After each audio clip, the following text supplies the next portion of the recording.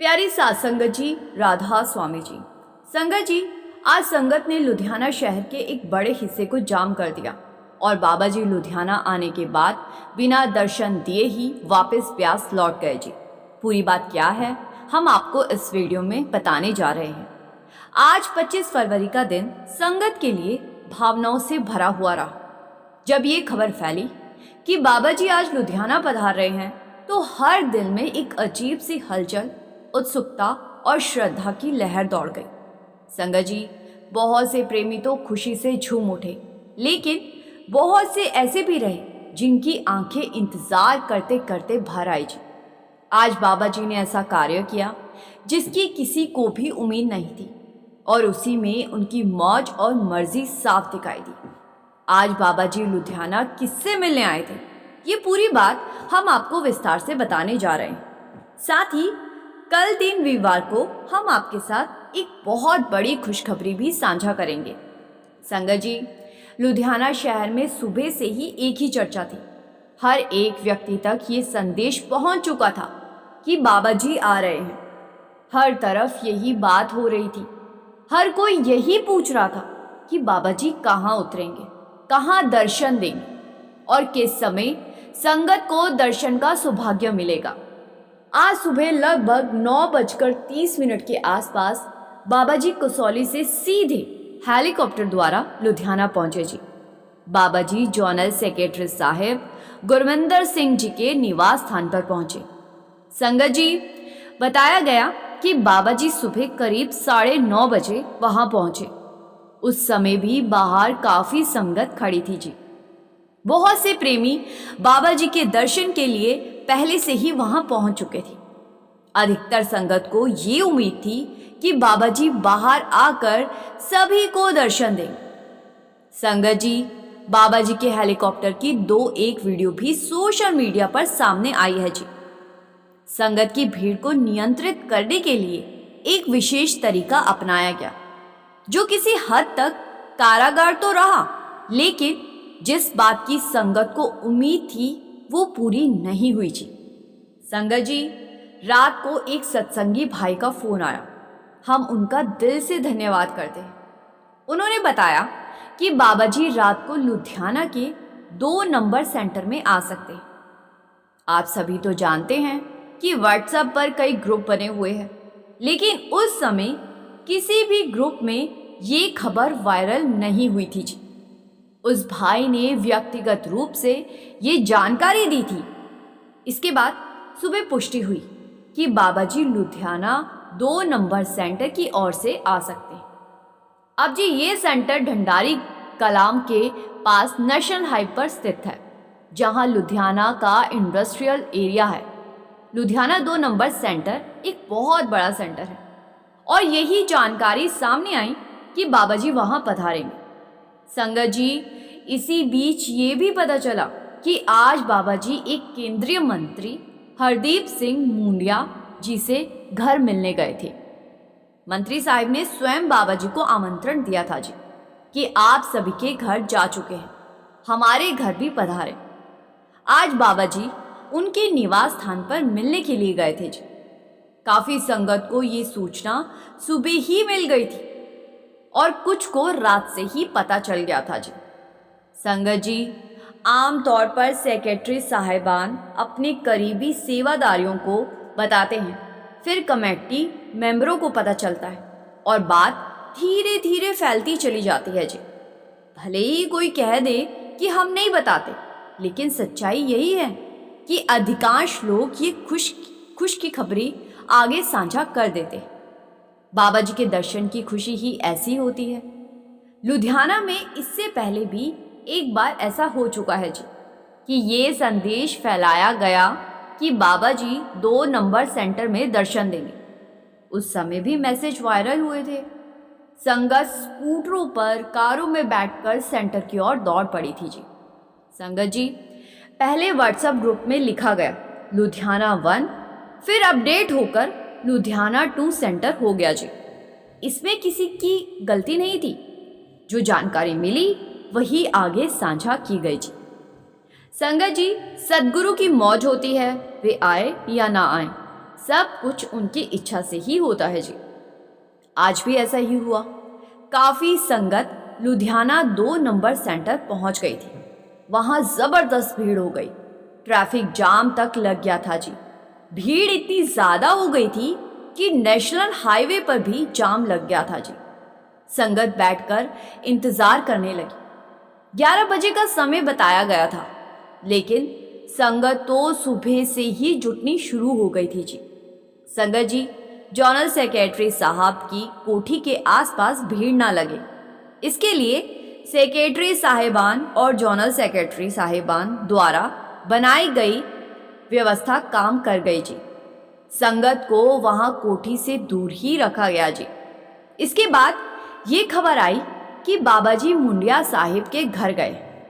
फिर जानकारी मिली कि बाबाजी वापस जनरल सेक्रेटरी साहिब के घर लौट आए हैं। संगत जी, लेकिन कुछ समय बाद ये भी स्पष्ट हो गया कि बाबाजी हेलीकॉप्टर द्वारा वापस डेरा ब्यास के लिए रवाना हो चुके हैं। अनुमानित समय लगभग 12:30 बजे से 12:45 बजे के बीच का बताया गया।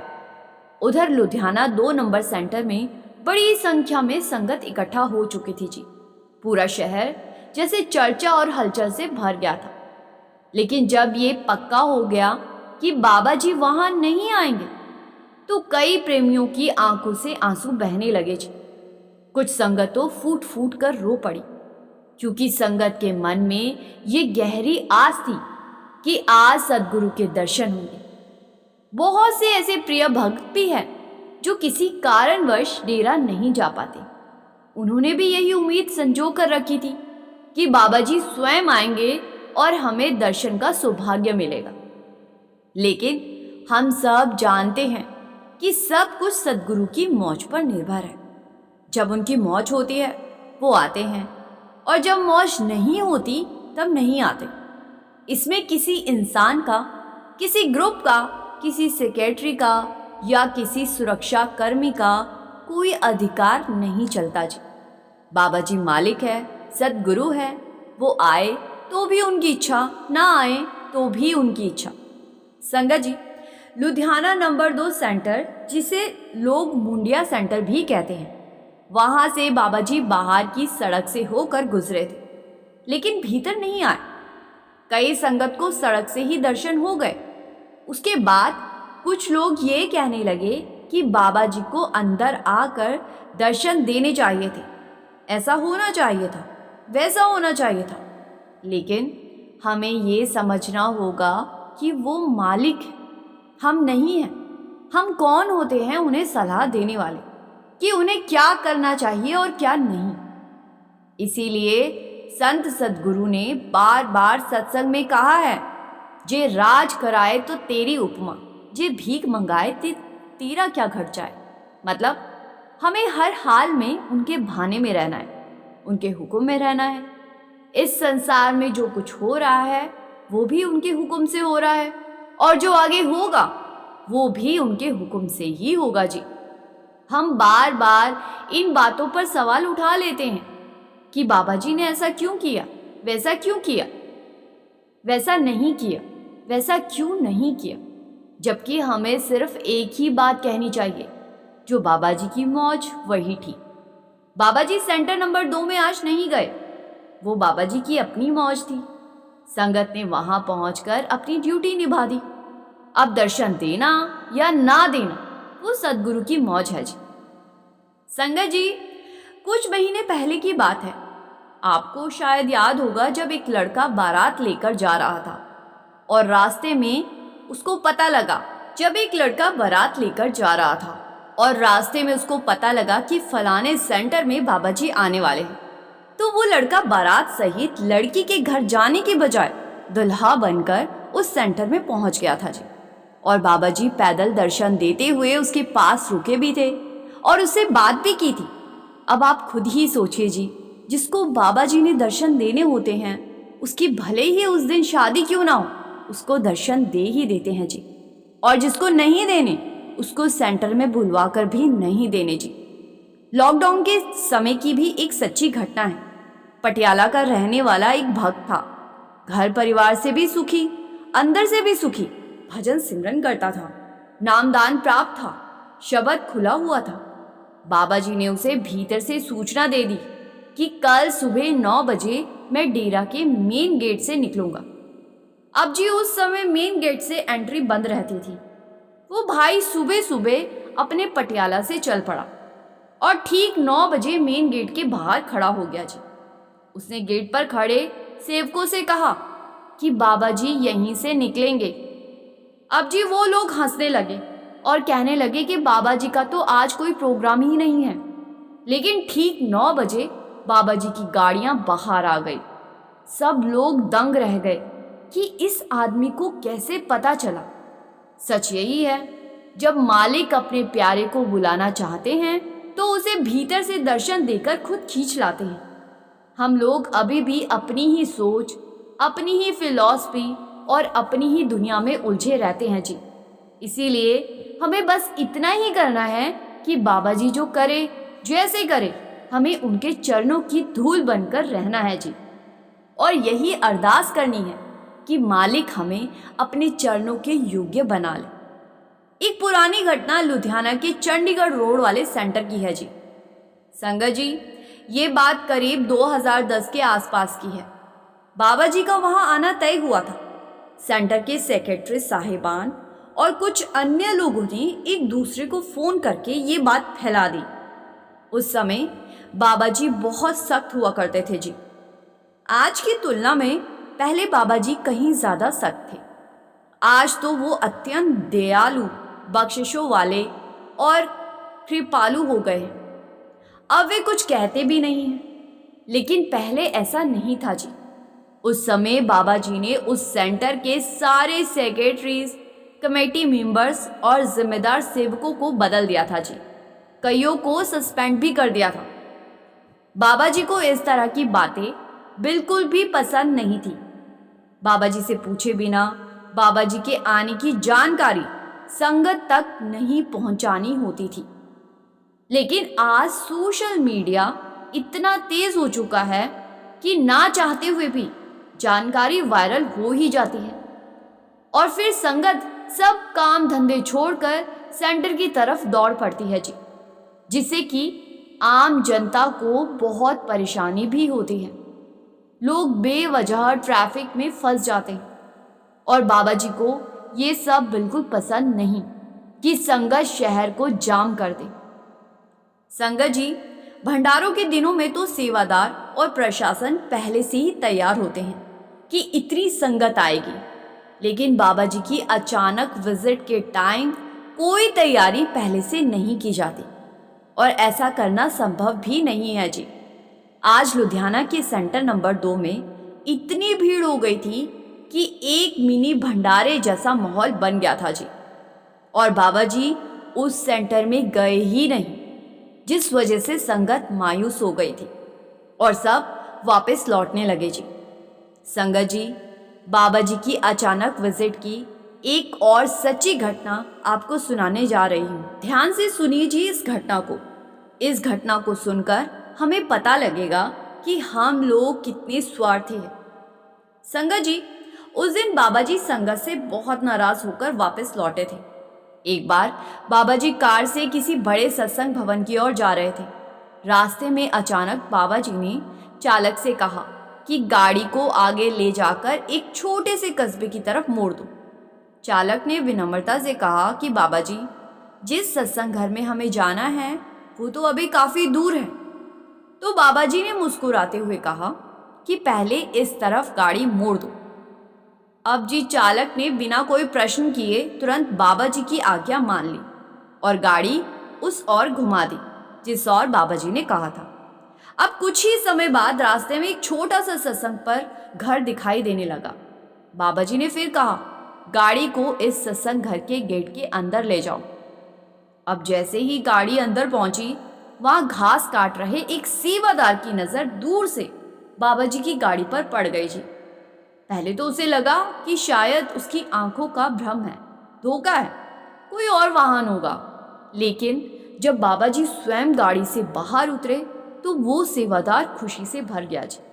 वो दौड़ता हुआ बाबा जी के पास पहुंचा। उस समय उस सत्संग घर में केवल 5 से 6 सेवादार ही सेवा कर रहे थे जी। अब जब उन्होंने भी बाबा जी को देखा तो सब दौड़ते हुए उनके पास आ गए। अब बाबा जी ने प्रेम से कहा कि यही मेरे असली सेवादार है।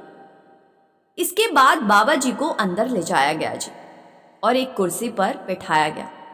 वहां उपस्थित सेवादारों ने बेनती की कि बाबा जी, अगर आप अनुमति दें तो हम संगत को सूचना दे दें कि आप पधारे हो, ताकि वो भी आकर आपके दर्शन कर सके।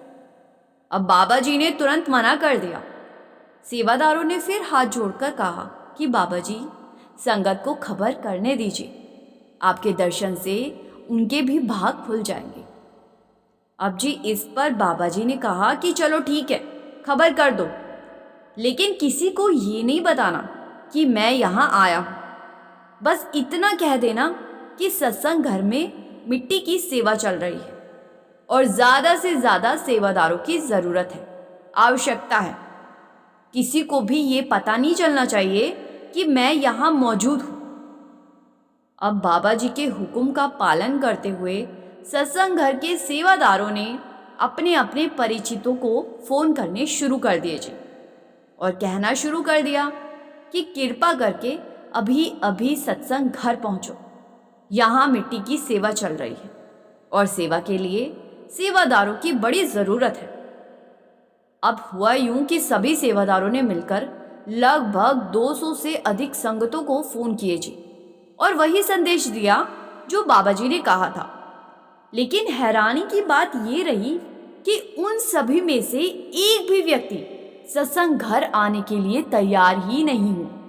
किसी ने कह दिया कि तबीयत ठीक नहीं है और किसी ने कह दिया कि घर में कोई ज़रूरी काम है, तो किसी ने कोई और बहाना बना लिया। हर किसी के पास अपने अपने तरीके के बहाने थे, अपने अपने तरीके से सबने मना कर दिया और उस दिन एक भी इंसान सेवा के नाम पर नहीं आया जी। संगत जी, बाबा जी का परीक्षा लेने का तरीका भी बड़ा अनोखा होता है जी। और सच्चाई ये है कि हम लोग खुद परीक्षा में पास होना ही नहीं चाहते। उस दिन बाबा जी उसी छोटे से सत्संग घर में लगभग 3 घंटे तक रुके रहे जी। बाबा जी ने वहां लंगर भी ग्रहण किया, सेवादारों के साथ प्रेम पूर्वक बातचीत भी की और फिर वहां से विदा हो गए जी। अगले दिन जब संगत को ये बात पता चली कि बाबा जी कल उनके ही सत्संग घर में आए थे और 3 घंटे से भी अधिक समय तक वहीं रुके हुए थे, तो बहुत से लोगों की आंखों में आंसू थे जी। बहुत से लोग रोने लगे जी, एक दूसरे से कहने लगे कि हम कितने अभागे हैं, हमारे सत्संग घर में बाबा जी पहली बार आए और इतनी देर तक रुके रहे, लेकिन हम उनके दर्शन तक नहीं कर पाए। अब जब संगत ने सेवादारों से जाकर पूछा तो सेवादारों ने बताया, हमने तो सबको फ़ोन किया था और बाबा जी के हुक्म के अनुसार ही यही कहा था कि सेवा के लिए संगत चाहिए, लेकिन सेवा का नाम सुनते ही कोई भी आने को तैयार नहीं हुआ। तब संगत को समझ आया कि बाबा जी तो परीक्षा ले रहे थे, लेकिन संगत उस परीक्षा में असफल हो गई, फेल हो गई। ये सुनकर लोग और अधिक रोने लगे जी। अब पछताने के अलावा कुछ था नहीं। अब उनके पास आंसू के सिवा कुछ भी नहीं बचा था जी। संगत जी, मालिक किस रूप में, किस समय में और किस बहाने आकर हमारी परीक्षा ले ले, ये केवल और केवल सिर्फ मालिक ही जानता है जी। आपने स्वयं देखा कि किस तरह बाबा जी ने अपनी संगत की परीक्षा ली और दुर्भाग्यवश संगत में से एक भी व्यक्ति उस परीक्षा में पास नहीं हो सका जी। हम अपने आसपास भी देखें तो बहुत कम ही सत्संगी ऐसे मिलते हैं जो सेवा की बात सुनकर जत्थे के साथ जाने को तैयार होते हैं। ज़्यादातर सत्संगी बहाना बनाकर सेवा पर जाने से बचते हैं। हमें ये समझना चाहिए कि मालिक सेवा पर सभी को नहीं बुलाता, कुछ गिने चुने लोगों को बुलाता है, लेकिन हम उसके बुलावे को अनदेखा कर देते हैं और दुनियावी कामों में खुद को ऐसे उलझा लेते हैं कि सेवा की बात सुनकर ही हमें दुनियावी कामों की सूची याद आने लगती है। बाबा जी हमेशा कहते हैं कि ये मत सोचो कि मैंने डेरे जाकर सेवा की या मैंने संगत की सेवा की, क्योंकि सेवा तुम किसी दूसरे के लिए नहीं बल्कि खुद के भले के लिए कर रहे हो। संगत जी, अब इस वीडियो को यहीं विराम देते हैं जी।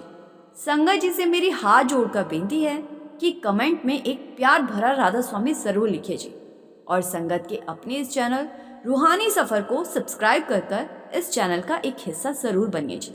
गुरु प्यारी सात संगत जी, राधा स्वामी जी।